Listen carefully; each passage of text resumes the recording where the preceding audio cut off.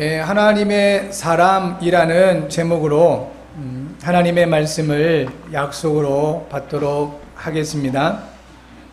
하나님은 사람을 하나님과 소통할 수 있는 유일한 존재로 창조하셨습니다. 이 부분이 하나님의 형상입니다. 하나님의 형상. 하나님의 형상대로 사람을 창조하셨다고 창세기 1장 27절에서 말씀을 하고 있습니다.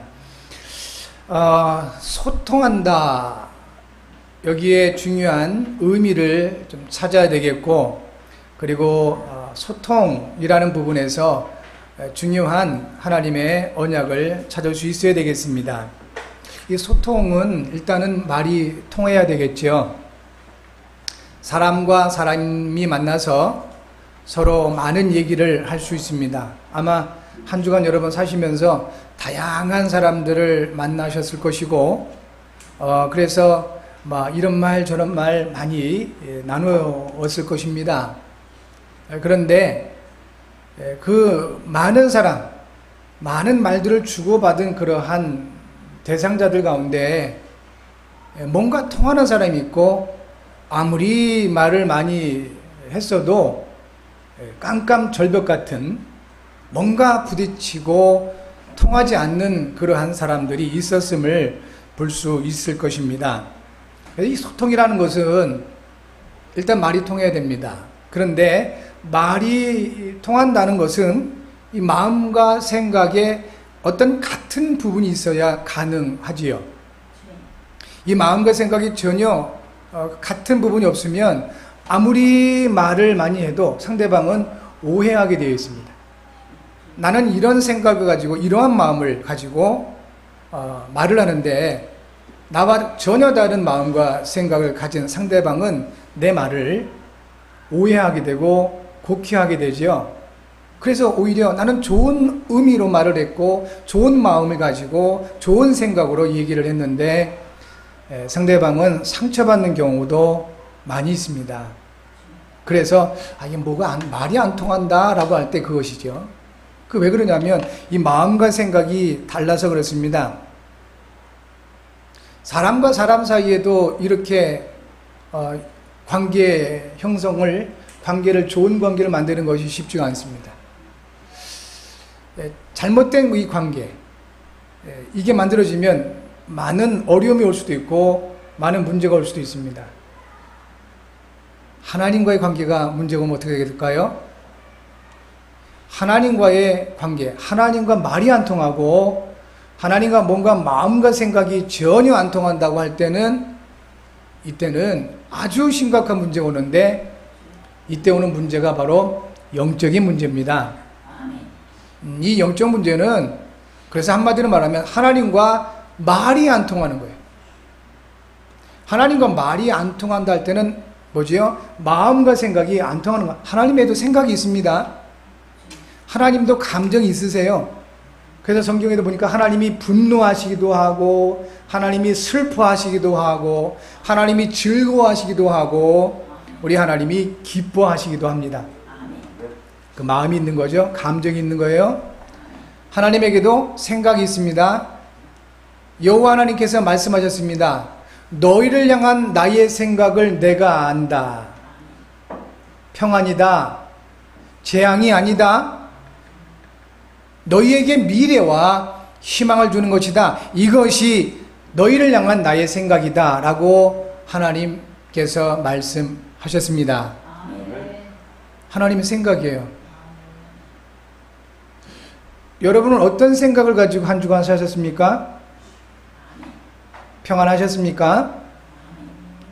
여러분들은, 저와 여러분들 구원받은 우리가 하나님이 주신 평안을 당연히 누려야 된다, 그렇게 생각을 하고 사셨는지요? 그때 하나님과 이 생각이 통하는 거고 하나님과 소통이 되는 것입니다. 전혀 재앙이 아니다. 큰일 났네. 이거 큰일 나겠다. 그래서 두려워하고 불안해하는 것은 우리를 향한 하나님의 생각이 아니에요. 이건 문제 아니야. 이것이 진짜 문제라면 여기에는 반드시 하나님의 중요한 응답이 있고 이것이 진짜 문제라면 여기에는 중요한 하나님의 계획과 뜻이 있음을 확신하는 것이 우리를 향한 하나님의 생각입니다. 미래 때문에 불안하셨습니까? 어떤 일을 앞두고 두려우셨습니까? 하나님의 생각이 아닙니다. 하나님은 말씀하셨습니다. 미래를 준다. 하나님이 저와 여러분을 향한 그 미래는 보장되어 있습니다. 하나님이 역사하시겠다는 것입니다. 하나님이 인도하시겠다는 것입니다. 그래서 우리는 미래를 두고 불안해하거나 두려워하지 않아도 됩니다. 모든 종교는 다 점을 칩니다. 심지어는 천주교까지도 점을 칩니다. 그런데 정말 하나님 말씀을 따르고 예수가 그리스도시라는 이 복음을 받은 기독교만 점을 안 칩니다. 왜 그럴까요? 점칠 이유가 없기 때문에 그렇습니다.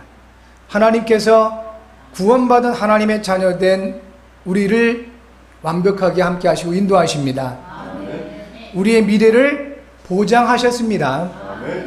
그래서 점칠 이유가 없는 것입니다. 희망을 주신다고 하셨습니다.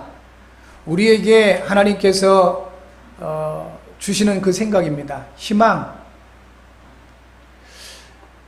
우리 렘넌트들과 대화를 하다 보면 답답할 때가 가끔 있어요. 그게 뭐냐면 네가 하고 싶은 게 뭐냐? 하나님이 너를 향한 그 계획이 무엇 같으냐? 네가 좋아하는 게 뭐냐? 네가 원하는 게 뭐냐라고 할 때 몰라요. 없어요. 그럴 때 답답할 때가 있어요. 우리 렘넌트들만 그런 줄 알았더니 대부분의 아이들이 그런데요. 몰라요. 없어요. 그것은 하나님의 생각이 아니에요. 우리 하나님께서 그리스도로 말미암아 구원하시고 함께 하시고 인도하시는 렘넌트가 맞다면, 하나님의 자녀들이 맞다면 분명히 주시는 것이 있어요. 그게 하나님 생각인데 뭐라고요? 희망이다. 희망을 주신다 했습니다. 말씀을 받으시기 바랍니다. 그 하나님 말씀을 조금만 생각해 보시기 바랍니다. 그리고 그 하나님의 말씀을 나의 삶에 작은 것부터 한번 적용해 보시기 바랍니다. 그러면 하나님이 주시는 희망이 여러분의 안에서부터 생겨나게 될 것입니다. 하나님의 생각. 이것이 나의 생각이 되면 이때부터 하나님과 소통이 이루어지게 되는 것이지요. 그래서 결국은 우리 하나님께서 저와 여러분들에게 가장 의미 있고 가치 있는 삶을 살게 하시는 겁니다. 그러면 뭘까요? 우리의 삶에 가장 의미 있고 가치 있는 것, 재벌이 되는 걸까요? 아니면 뭐 엄청난 건강과 세상의 배경을 가지고 그 명예를 막 이렇게 높이고 많은 사람에게 내 이름을 알려주고 그런 걸까요? 그 또한 나름대로 의미가 있고 가치 있는 삶이 될 겁니다. 그런데 하나님은 성경을 통해서 이렇게 말씀하십니다. 내 이름으로 불려지는 모든 자, 곧 내가 내 영광을 위하여 창조한 자를 오게 하라. 내 영광을 위하여 창조한 자를 오게 하라. 그를 내가 지었고 그를 내가 만들었느니라. 하나님께서 저와 여러분들의 삶을 바라보시면서 가장 의미 있고 가장 소중한 부분이 뭐냐면 하나님의 영광을 위한 삶이라고 하십니다. 예, 이 하나님과 소통될 때 하나님의 마음, 하나님의 생각이 곧 나의 마음과 생각이 되면 될수록 하나님의 영광이 우리의 삶을 통해서 나타나게 되는 것이지요. 이사야서 43장 21절에 이 백성은 내가 나를 위하여 지었나니 나를 찬송하게 하려 함이니라 였습니다. 하나님을 찬송하게 하려 합니다. 여러분 정말 하나님을 찬송할 수 있길 바랍니다. 어떤 렘넌트가 그 6.25를 겪은 할아버지가 이제 그 예전에 어려움들을 얘기했답니다. 그랬더니 이 아이가 먹을 것도 없고 그래서 너무너무 배가 고팠고 그래서 힘들었다. 그러니까 이 아이가 하는 말이 너무나도 당연하게 하는 말이 할아버지 라면이라도 끓여 잡수시지 왜 그것도 못 끓여 잡수셨냐. 그 라면이 언제 나왔습니까? 6.25 이후에 나왔어요. 라면이 있었으면 얼마나 좋았겠습니까? 그만큼 먹을 것이 없었던 겁니다. 아이들은 그걸 모르죠. 그러니까 배고픈 이 삶을 잘 몰라요. 배가 골치 않을 정도로 넉넉한 삶에 대한 감사가 아무래도 약할 수밖에 없지요. 그 어려움을 겪었던 분들은, 고난을 겪었던 사람들은 지금 우리는 평화, 너무 감사한 거잖아요. 전쟁이 얼마나 무서운지 그것을 겪었던 분들은 지금 있는 이 평화가 얼마나 감사한지 아실 거 아닙니까? 배가 골아본 사람들은 먹을 것 걱정 안 하는 이 부유함이 얼마나 감사한지를 알 거 아니겠습니까? 그런데 이것을 겪지 못한 사람들은 거기에 대한 감사가 아무래도 약할 수밖에 없어요. 우리도 조심해야 됩니다. 기독교 역사를 보면은 그 모진 핍박과 역경과 그 환난 가운데 있을 때는 내가 구원받은 것이 얼마나 감사한지 저 지하 땅굴에 숨어 있으면서도 서로 만날 때마다 얼마나 그 구원받은 것이 감사했는지 서로 부둥켜 안고 한두 시간씩 막 울었답니다. 얼마나 구원받은 것이 감사한지. 그런데 이것이 국교화됐어요. 나라의 왕이 기독교를 우리나라 종교로 만들었다 이겁니다. 그러니까 누구든지 다 교회 가야 돼. 그러니까 착각들 한 거예요, 이제. 다 예수 믿는 것처럼, 다 하나님의 자녀가 된 것들처럼. 그리고 이제 핍박이 없어졌어요. 고난이 없어졌습니다. 환난이 사라졌습니다. 이때부터 변질되기 시작합니다. 그게 중세교회입니다. 다들 풍요하고 안전하고 평화롭고 누구 하나 예수 믿는다고 핍박하지 않으니까 점점 더 구원에 대한 감사, 말씀에 대한 그 절박감, 하나님의 은혜에 대한 사모, 이런 것들이 사라지게 된 겁니다. 완전히 멸망지경에 가게 됩니다. 그래서 하나님께서는 마틴 루터라는 그 하나님 말씀을 깨닫게 하신 한 분을 통해서 개혁을 일으키셨죠. 그 후손들이 바로 저와 여러분들인 것입니다. 우리도 그리스도의 십자가에 대한 그 은혜, 구원에 대한 감사와 감격을 놓쳐버리게 된다면 이젠 답이 없습니다. 여러분, 그래서 하나님께서 가끔 여러분에게 고난을 허락하실 수도 있습니다. 감사하시기 바랍니다. 왜냐하면 본질을 놓치지 말라는 겁니다. 우리 인간은 육신을 갖고 있기 때문에 세상에서 주는 평안, 안락함, 부요함, 넉넉함, 이런 것들을 갖게 되면은 영적인 부분이 약하게 되어 있습니다. 그래서 가끔 하나님께서 사랑하는 자들에게 징계를 허락하시는 겁니다. 여러분, 문제가 있었습니까? 그 문제 때문에 고민이 되셨습니까? 감사할 수 있는 은혜가 있기 바랍니다. 하나님이 나를 새롭게 하기를 원하시는구나. 그리고 교회를 바라보시면서 여러분 정말 감사하셔야 됩니다. 가끔 하나님이 사랑하는 그 교회에는 이렇게 여러 가지 어려움을 겪고 있는 분들을 보내십니다. 삶이 무너지고 영적으로 무너진 그런 분들, 그런데 하나님의 은혜가 필요한 분들을 보내십니다. 왜 그럴까요? 이분들을 살려내고 또 이분들을 세우기 위한 하나님의 계획이 첫 번째요. 두 번째는 평안한 생활을 하고 있는 이 기존 성도들에게 자극을 주시는 겁니다. 현장을 전혀 못 보는 그런 분들에게 이런 영혼이 있다. 감사하지 않냐? 네가 얼마만큼 받은 것이 얼마만큼 크고 네가 누리는 은혜가 얼마만큼 감사한지 알겠느냐라고 현장을 보이시는 겁니다. 여러분, 그래서 교회 안에 연약하고 고통받고 무너진 영혼들이 올 때 여러분 정말 그 예수님을 맞이하듯이, 예수님을 대하듯이 그런 마음으로 대할 수 있어야 됩니다. 그게 마태복음 24장 25절입니다. 예수님 말씀하셨잖아요. 내가 줄일 때 너희가 먹였도다. 제자들이 말합니다. 아니, 언제 우리가 먹였습니까? 이 소자 중 하나에게 한 것이 곧 내게 한 것이니라. 내가 갇혔을 때 너희가 나를 돌아봤느니라. 아니요, 우리는 예수님 갇혔을 때 다 도망갔는데요. 아니다. 여기 있는 소자 중에, 여기 있는 연약한 자 중에 한 것이 곧 내게 대해 한 것이다. 그렇게 제자들에게 말씀하셨습니다. 여러분, 현장을 볼 수 있는 눈이 열려지길 바랍니다. 그래서 무엇보다도 하나님과 소통할 수 있는 마음과 생각이 유지되시기 바랍니다. 세상을 어지럽게 하는 사람들의 특징이 있는데, 그게 뭐냐면 마음이 한량없이 높아져 있는 것입니다. 그래서 자기가 최고라. 마음이 한량없이 높아져 있어요. 교만하고 거만한 거지요. 교만함은 패망의 선봉이라 했습니다. 거만함은 넘어짐의 앞잡이라 했습니다. 마음이 높아지면 문제예요. 그런데 생각은 완전히 또 떨어져 있는 상태. 나는 안 돼. 내가 왜 이러지? 내 인생이 왜 이래? 이런 거.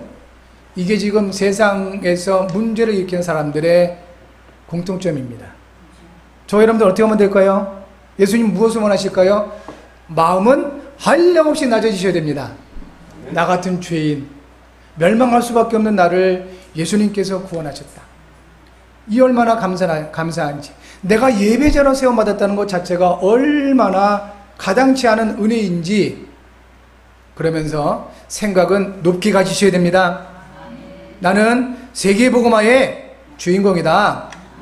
나는 전능하신 하나님의 자녀다. 나는 이 한 시대 재앙을 막는 예수님의 제자야. 생각을 높게 가지셔야 된다 이겁니다. 그러면 모든 영혼들이 너무 다 귀해요. 왜냐? 마음이 낮아져 있기 때문에 다 수용할 수가 있습니다. 마음이 높아진 사람은 다른 사람을 수용할 수가 없습니다. 생각이 무너져 있는 사람은 다른 사람을 살릴 수가 없습니다. 마음이 낮아진 사람이 그게 그릇이에요. 모든 사람을 다 수용할 수가 있습니다. 생각이 높은 곳에 하나님께 있는 사람이 세상을 살릴 수가 있는 것입니다. 여러분들이 그런 분들 되실 줄 믿습니다. 이것이 하나님께서 우리를 만드신 목적입니다. 그런데 대부분 이것이 무너져 있습니다. 왜 그럴까요? 이것이 영적인 문제다. 하나님과 소통이 안 돼요. 마귀에게 속아서 그렇습니다. 죄가 하나님과 우리의 사이를 가로막고 있다고 이사야서 55장 말씀합니다. 하나님이 돌아가셔서가 아니고 우리가 그 죄의 담에 가려져서 하나님과 관계가 끊어져 버린 것입니다. 그래서 결국은 하나님을 떠나게 된 것입니다. 하나님과 소통이 안 돼요. 말이 안 통해요. 하나님의 마음과 생각이 전혀 나와는 상관이 없게 돼버린 것입니다. 그러니 멸망할 수밖에요.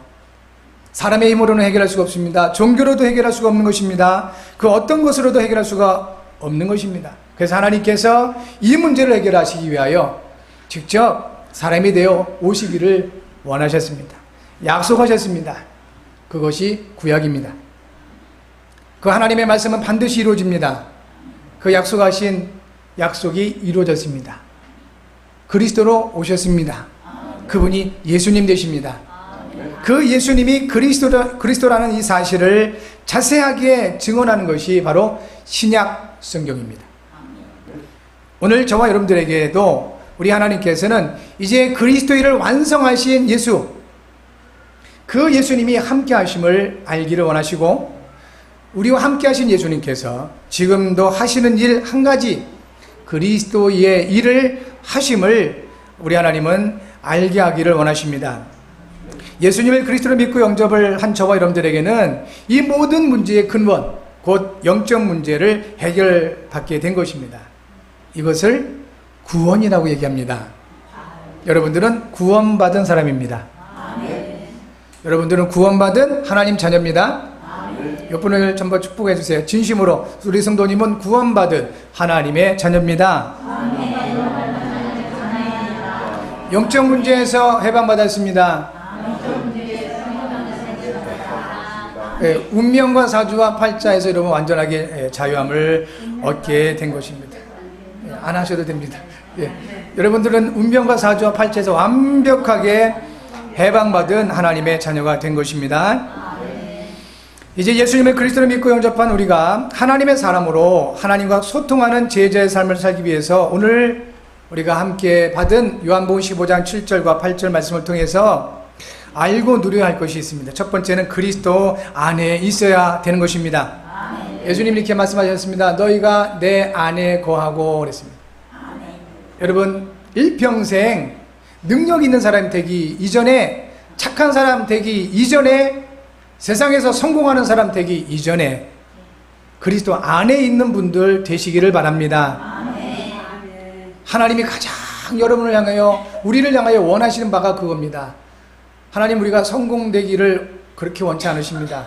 왜냐? 하나님께서 원하신다면 저와 여러분들을 얼마든지 성공하게 만드십니다.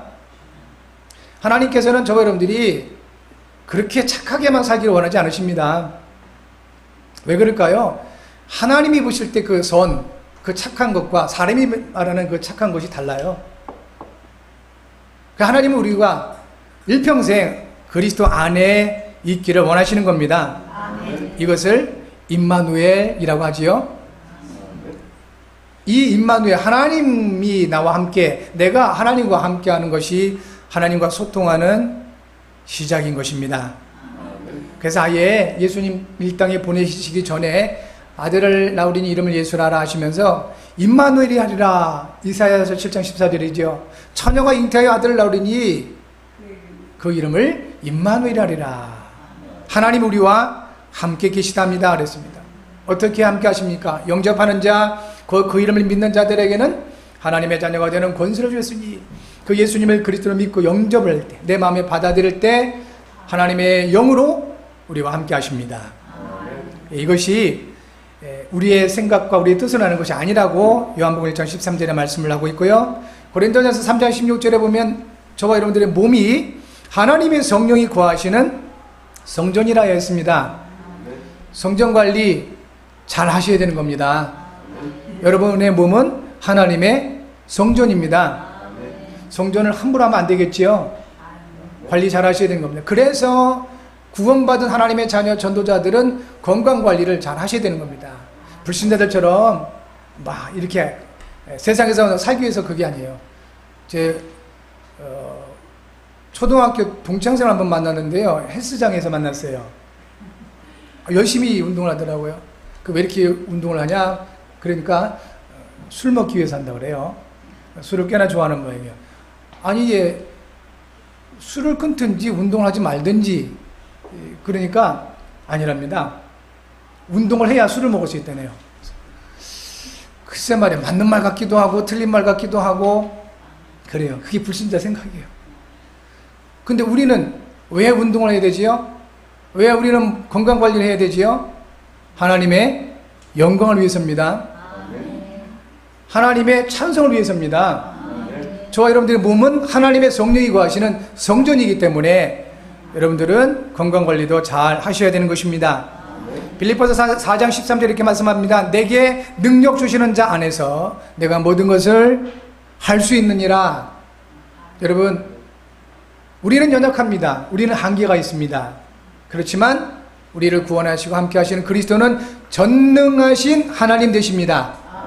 우리가 그 그리스도 안에 있을 수만 있다면, 우리는 한계가 있지만 우리와 함께 하신 그리스도께서 그 전능하심을 보이시겠다 하신 겁니다. 저와 여러분들의 영적인 현 주소입니다. 그리스도 안에. 이때 하나님과 소통이 되기 시작을 하는 겁니다. 두 번째, 언약을 받아야 되겠습니다. 예수님 말씀하셨습니다. 내 말이 너희 안에 거하면. 예수님이 하신 말씀입니다. 내 말이 너희 안에 거하면. 언약이 있어야 된다. 그럴 때 하나님과 소통되는 거죠. 하나님은 말씀을 통해 약속하시고 그 약속은 반드시 이루십니다. 창세기 17장 1절부터 4절까지 보니까요, 믿음의 조상으로 세움받은 아브라함에게 하나님 말씀을 하시기를, 나는 전능한 하나님이라 너는 내 앞에서 행하여 완전하라. 내가 내 언약을 나와 너 사이에 두어 너를 크게 번성하게 하리라. 하나님이 아브라함에게 뭐라고 말씀하셨냐면, 내가 나와 너 사이에 언약을 둘 것이고 이 언약으로 말미암아 너를 크게 번성하게 할 것이다. 이 아브라함에게 주신 이 약속의 말씀, 언약이 오늘 이 시간 여러분들에게 그대로 임하게 될 줄 믿습니다. 이 언약이 여러분들에게 그대로 성취될 줄 믿습니다. 언약이 하나님 되십니다. 에스겔서 36장 36절에 이렇게 말씀하십니다. 너희 사방에 남은 이방 사람이 나 여호와가 무너진 곳을 건축하며 황폐한 자리에 심은 줄을 알리라. 나 여호와가 말하였으니 이루리라. 하나님께서 모든 것을 다 이루실 겁니다. 그것을 여러분 주변의 불신자들이 알게 하시고 보게 하신다 이겁니다. 그리고 정말 하나님 살아계시구나 라고 인정하게 하신다는 것입니다. 결정적으로 말씀하셨습니다. 나 여호와가 말하였으니 이루리라. 하나님이 말씀하신 것은 하나님이 이루시는 겁니다. 언약이에요. 현실을 보고 낙심하실 이유가 없습니다. 부모님들에게 있어서 가장 큰 약점, 가장 큰 고민거리, 기도 제목이 있다면 아무래도 자녀들이겠죠. 자녀들 때문에 걱정하지 마시기 바랍니다. 내가 하나님의 언약 가운데 있으면 돼요. 내가 하나님의 그 돌보심 속에 있으면 됩니다. 나 자신이 그리스도 안에 있기만 하면 되는 것입니다. 요한복음 15장에서 이렇게 말씀하시죠. 예수께서 포도나무 비유를 하셨습니다. 가지는 포도나무에 붙어 있기만 하면 언젠가는 반드시 열매를 맺게 된다. 그 말씀하신 겁니다. 그리스도 안에 있으시면 되겠습니다. 그리스도 안에 붙어 있기만 하면 우리 하나님께서 자녀의 열매, 후손의 열매, 삶의 열매들을 맺어가게 되실 것입니다. 세 번째입니다.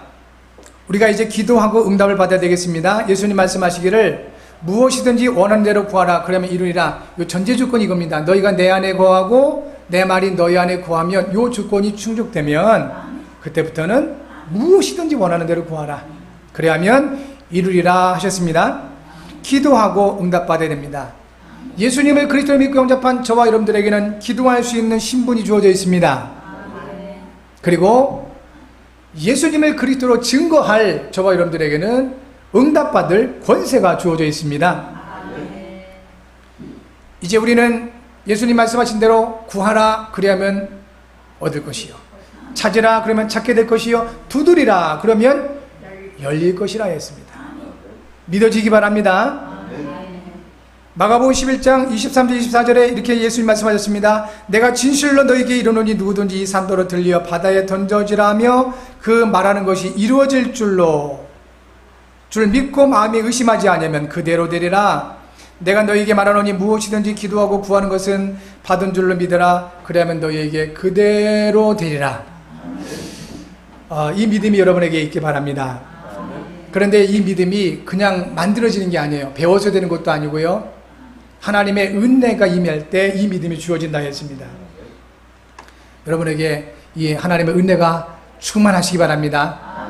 그래서 하나님의 말씀을 약속으로 붙잡고 하나님께 기도한 모든 것들, 예수의 이름으로 기도한 모든 것들은 하나님이 들으시고 응답하심이 믿어지시기를 바랍니다. 그래서 응답받는 여러분 되시기 바랍니다. 우리는 응답을 따라 나가는 사람들이에요.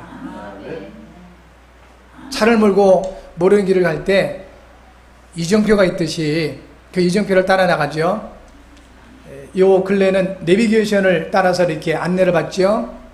우리 하나님께서는 말씀 성취라는 응답을 통하여 저와 여러분의 삶을 인도해 가고 계십니다. 응답 오기 전에는 기다리면 되는 겁니다. 하나님께서 말씀을 성취하시면서 응답 주셨을 때 그때는 최선을 다해서 움직이는 것입니다. 그것이 우리의 신앙과 삶인 것입니다. 그래서 예수 요한복음 16장 24절 이렇게 말씀합니다. 지금까지는 너희가 내 이름으로 아무것도 구하지 아니하였으나 이제는 구하라 그리하면 받으리니 너희 기쁨이 충만하리라. 이 하나님의 임마누엘 확인하시고 하나님의 언약을 확인하신 여러분이라면 이제부터는 기도하시기 바랍니다. 하나님이 들으시고 응답하실 것입니다. 그것이 예수님이 주시는 약속인 것입니다. 진정한 기도응답을 통한 열매가 있습니다. 그것이 바로 갈라디아서 5장 22절과 24절의 성령의 열매인 것입니다. 사랑과 일합과 화평, 오래 참음과 자비와 양선, 충성과 온유와 절제입니다. 사랑과 희락과 화평은 하나님과의 관계에 꼭 필요한 열매인 것입니다. 하나님 사랑하시고 하나님 주신 희락, 기쁨을 누리시고 그리고 하나님과 화평하시기 바랍니다. 오래 참음과 자비와 양선은 사람과의 관계에 필요한 열매인 것입니다. 사람을 대할 때 오래 참아야 됩니다. 사람들은 아담의 후손이기 때문에 영적인 문제가 있기 때문에 우리 생각대로 안 돼요. 나도 내 생각대로 안 되는데요. 그런데 다른 사람이 내 마음대로 될 수가 없습니다. 자식 내 마음대로 안 되는 거예요. 가정과 가문에 흘러내리는 영적인 그 부분이 있는데요. 어떻게 내 마음대로 되겠습니까? 그래서 오래 참아라. 자비해라. 그리고 양선, 베풀어라는 겁니다. 모든 사람은 자기 유익을 따라 움직이게 됩니다. 그래서 유익하게 해줘야 됩니다. 도와주면서 필요를 채워주면서 하나님 말씀으로 살려야 되는 것입니다.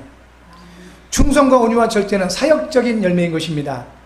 일을 할 때, 하나님 앞에 일을 할 때 충성 그리고 온유, 절제, 이와 같은 열매들이 진정한 기도응답을 통한 열매다 하는 것입니다. 이 열매로 하나님은 영광을 받으시게 되는 것입니다. 고린도전서 10장 31절에 너희가 먹든지 마시든지 무슨 일을 하든지 다 하나님의 영광을 위하여 하라 했습니다. 이것을 위해 저와 여러분들을 우리 예수님께서 제자로 부르신 겁니다. 하나님의 사람으로 부르시게 된 것입니다. 여러분, 날마다 순간마다 그리스도 안에 있는 여러분 되어지기를 바랍니다. 날마다 하나님의 언약을 확인하는 여러분들 되시기 바랍니다. 그리고 하나님께 기도하고 응답받는 여러분 모두가 되셔서 여러분에게 성령의 충만한 열매가 풍성하시기 바라고 모든 삶이 하나님께 영광이 되어지는 은혜가 있기 바랍니다. 그래서 매일 그리스도 안에서 언약을 붙잡고 기도하는 생활의 규모 한번 만들어 가시기 바랍니다. 여러분 정해놓고 언약 잡고 기도할 수 있는 여러분 되시기 바랍니다. 주간 기도 제목 함께 하겠습니다. 하나님 아버지, 그리스도 안에서 나에게 주신 언약을 붙잡고 기도하게 하셔서 하나님이 예비하신 응답을 따라 살아가는 진정한 전도 제자의 삶을 살게 하셔서 그리스도의 신 예수님의 이름으로 기도합니다. 아멘.